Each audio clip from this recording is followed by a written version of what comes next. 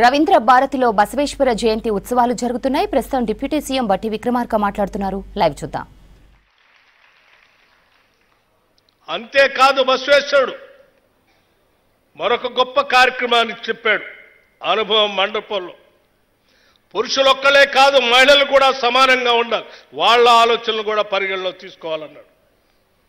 ఆ ఆలోచన స్ఫూర్తి కూడా ఈ రాష్ట్ర ప్రభుత్వానికి ఉంది. కాబట్టే ఈ రాష్ట్రంలో ఉన్నటువంటి మహిళల్ని కోటీశ్వరులు చేయాలని చెప్పి కనీసం 1 కోటి మంది మహిళల్ని రాష్ట్రంలో కోటీశ్వరులు చేస్తామని చెప్పి దాదాపు 21,000 కోట్ల రూపాయలతో వడ్డీ లేని రుణాలు ఇచ్చే కార్యక్రమాన్ని ఈ రాష్ట్ర ప్రభుత్వం చేపడతాం.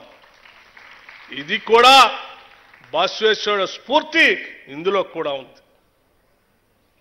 అంతేకాదు ఈ రాష్ట్రంలో ఉన్నటువంటి నిరుద్యోగ యువతి యువకులందరికీ పెద్ద ఎత్తున పని కల్పించడమే కాదు, శ్రమే సౌందర్యం పనిలో కూడా ఎవరు ఎంత ఎక్కువ కష్టపడి అంత సంపాదన వస్తుంది.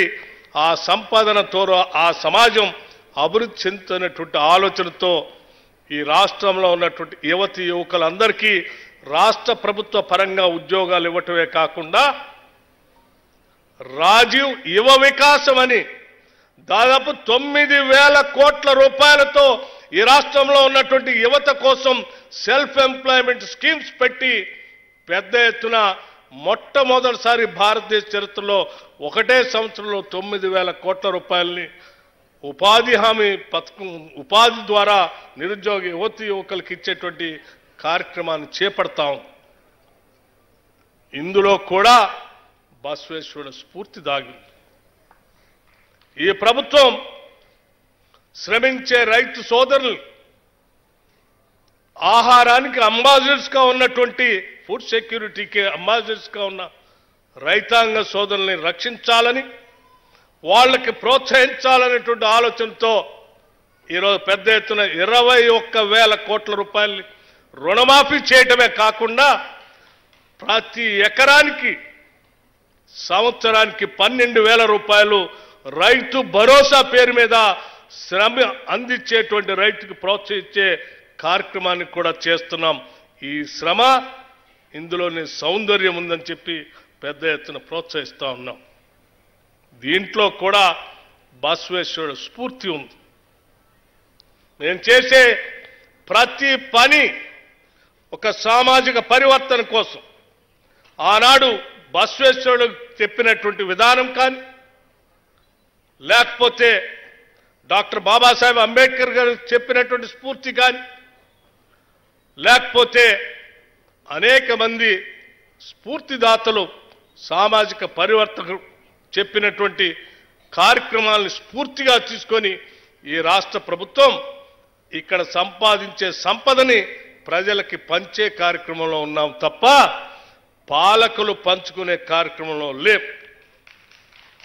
అందుకే బసవేశ్వరుడు ఇప్పుడు మా శేఖర్ గారు చెప్పారు, ఆనాటి కాంగ్రెస్ ప్రభుత్వంలోనే ఈ లింగాయతుల్ని బలహీన వర్గాల్లో చేర్చి పెద్ద ఎత్తున వీళ్ళకి మేలు జరగాలనే ఆలోచన ఏ రకంగా చేసిందో మరొక్కసారి బలహీన వర్గాలకి మేలు జరగాలనేటువంటి ఆలోచనతో ఈ రాష్ట్రంలో ముఖ్యమంత్రి రేవంత్ రెడ్డి గారి నాయకత్వంలో ఈ రాష్ట్రంలో జనాభా కులగణన జరిపి దాదాపు 56% రాష్ట్రంలో బీసీలు ఉన్నారని చెప్పి ఆ బీసీలకి 42% రిజర్వేషన్ స్థానిక సంస్థల్లో కల్పించే కార్యక్రమాన్ని చట్టబద్ధంగా శాసనసభలో బిల్లు పెట్టి పాస్ చేసినటువంటి ఒక చారిత్రాత్మకమైనటువంటి నిర్ణయాన్ని కూడా మనం అందరం గమనంలో తీసుకోవాలి. ఇది బహుశా ఈ దేశంలో ఏ రాష్ట్ర ప్రభుత్వం కూడా చేయలేకపోయింది. చాలా సంవత్సరాల నుంచి దీని గురించి మాట్లాడుతూ ఉన్నారు. మీ అందరికి కూడా మనందరం కూడా మనం చేసుకోవాలి. కులగణన అనేది ఈ సమాజంలో ఆనాడు బసవేశ్వరుడు చెప్పినట్టుగా ఏ వర్గాలు ఎంత వెనకబడి ఉన్నాయో వాళ్ళందరికీ చేయూతనిచ్చి పైకి తీసుకొని రావటం కోసం ఒక సైంటిఫిక్ సర్వే చేసి ఆ సర్వే ద్వారా వచ్చినటువంటి ఆధారాలతో వాళ్ళందరి జీవన స్థితిగతుల్లో మెరుగుపరచడం కోసం ఈ రాష్ట్ర ఆర్థికాన్ని, ఈ రాష్ట్ర సంపదని వారి జీవితాల్లో మార్పు తీసుకురావటం కోసం ప్రణాళికాబద్ధంగా పనిచేయటం కోసమే ఈ రాష్ట్రంలో క్యాష్ సెన్సస్ చేశాం అన్న సంగతి ఈ దేశమంతా కూడా ఈరోజు తెలంగాణకి వెళ్ళి చూస్తాం. ఈ తెలంగాణలో చేసినటువంటి క్యాష్ సెన్సస్ రేపు ఈ దేశానికే ఆదర్శంగా కాబోతా ఉంది. తెలంగాణ మోడల్ అనేది ప్రతి ఒక్కళ్ళు మాట్లాడుతూ ఉన్నారు.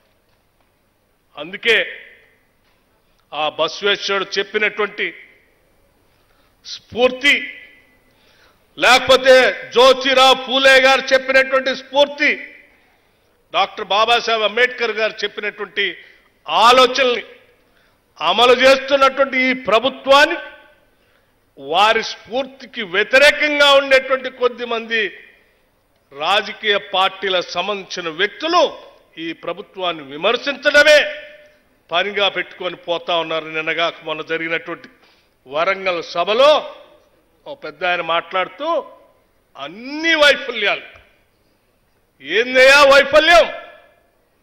బసవేశ్వరుడు స్ఫూర్తితో ఈ రాష్ట్ర ప్రభుత్వం ప్రణాళికాబద్ధంగా స్కీములు తీసుకొని రావటం వైఫల్యమా?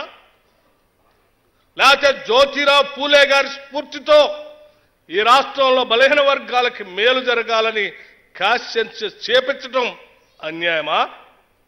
లేకపోతే బాబాసాహెబ్ అంబేద్కర్ గారి స్ఫూర్తితో భారత రాజ్యాంగాన్ని అమలు చేస్తూ ఈ రాష్ట్రంలో ఉన్న సంపదని భూమి లేని నిరుపేద కుటుంబాలకు